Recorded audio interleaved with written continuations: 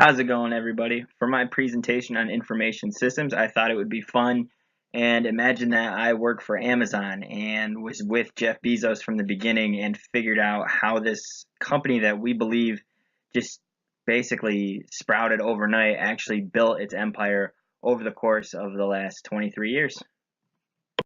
So, like I mentioned in the last slide, Amazon was established in 1995 when Jeff Bezos was actually the vice president of a Wall Street firm. And he read an article that basically said that e commerce is supposed to go up by 2,300%.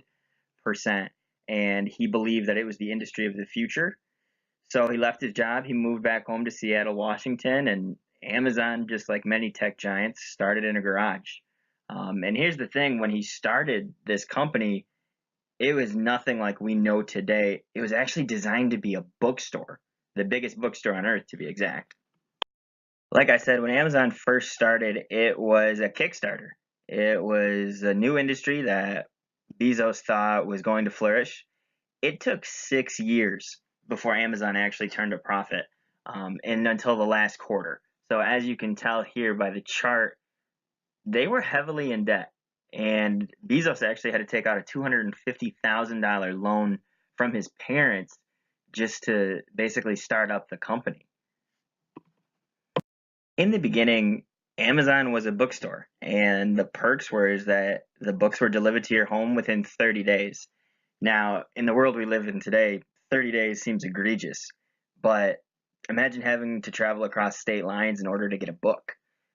There was a big demand for it in the mid 90s, and that's when Amazon really flourished and developed its business model, is realizing that it was taking long to get these products out there.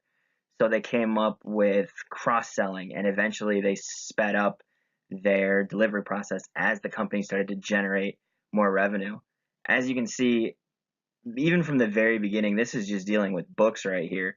Amazon's decision support system, it really works with data mining. It's paying attention to the consumer, what they're viewing. Everything's being recorded. And that's when these little prompts pop up, like frequently brought together, and even adding to a wish list that can be viewed publicly by any user. In Q4 of 2001, Amazon's turning a profit. It's been 6 years since Bezos had this image. So, how do they stand out?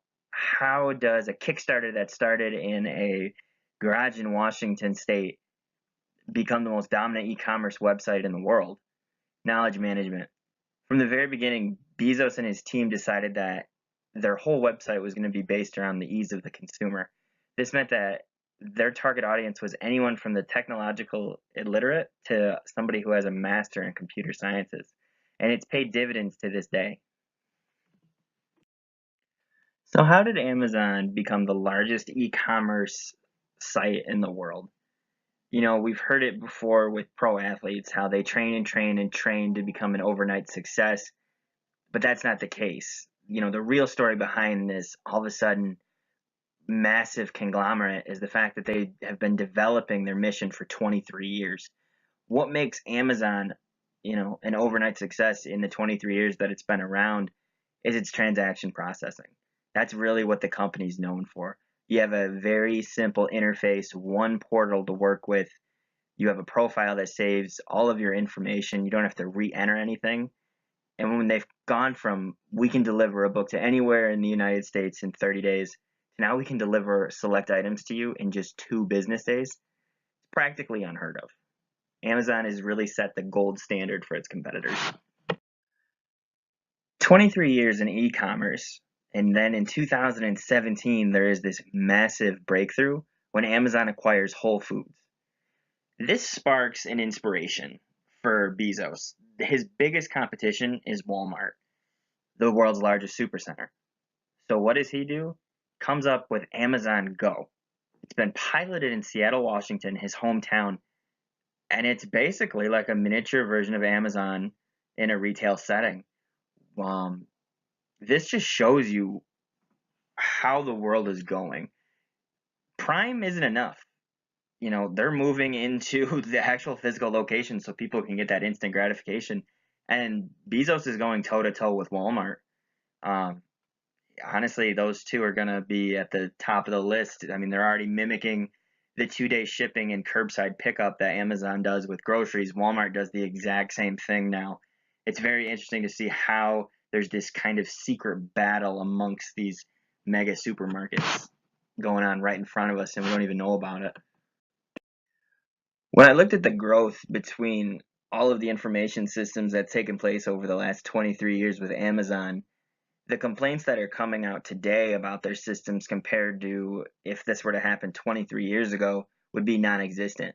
But the world that we live in has actually brought to light some of the drawbacks to Amazon, such as their one-click shopping.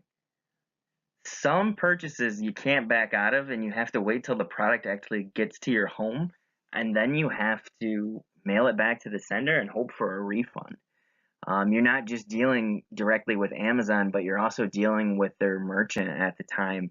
And it can be a rather frustrating process, especially nowadays, too, with e commerce being as big as it is. There's also a threat for theft with unsecured delivery, as products are often left on doorstops in the middle of the day, and consumers don't have to sign for packages like they typically would with the USPS.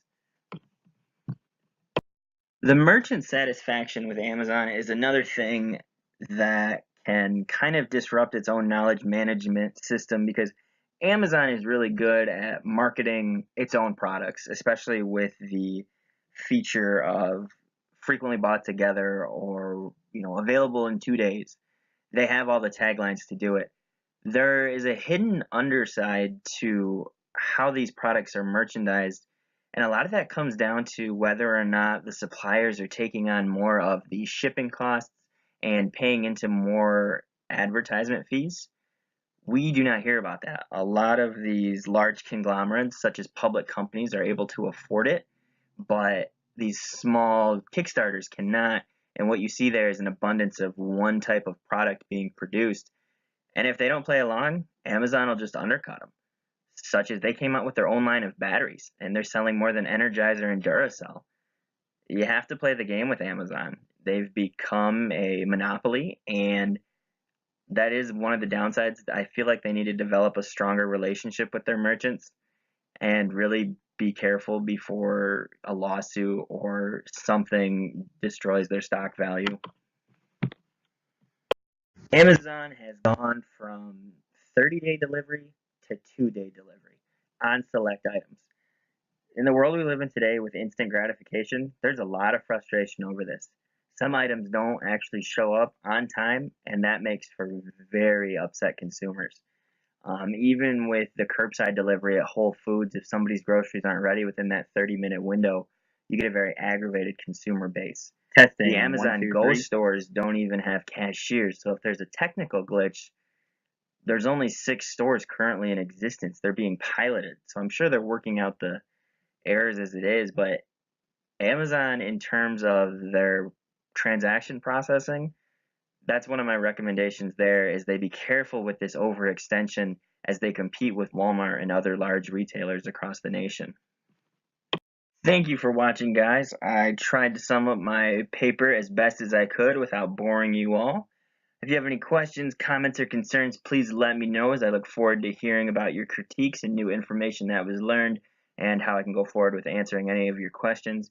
All in all, this was a really fun activity to really dig deep into a company that I admire. Like I said, I don't have a lot of negative things to say about Amazon. It all comes down to just the instant gratification of the consumer and wanting it yesterday.